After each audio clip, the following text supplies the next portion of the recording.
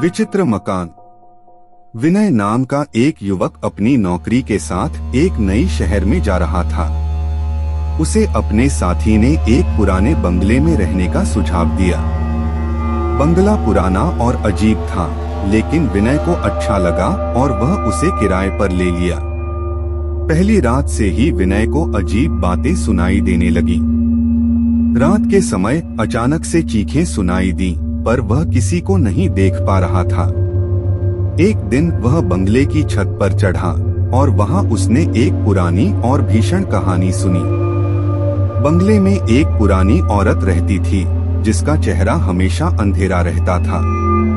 उस औरत ने अपने पिछवाड़े के प्रत्येक व्यक्ति को अपनी शिकार बनाया था।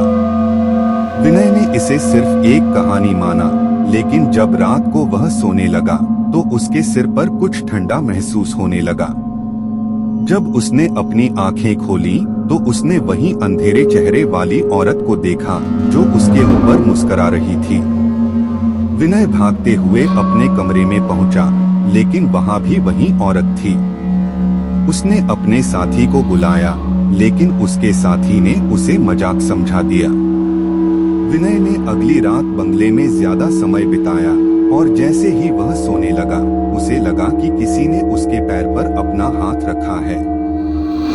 उसने देखा कि वह औरत उसके बगल में थी और उसकी आंखों में जबरदस्ती का प्यार और दरिंदगी दिखाई दी।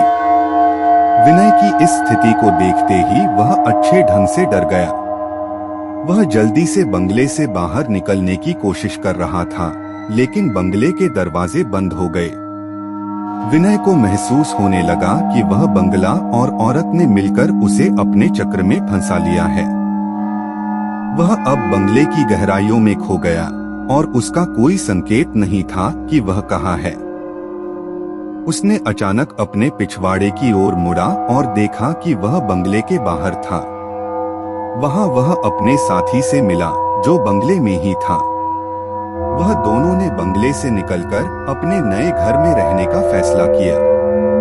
विनय और उसके साथी ने बंगले की खोजी शुरू की और वह जाना कि वहां अच्छी और सुरक्षित जगहें हैं।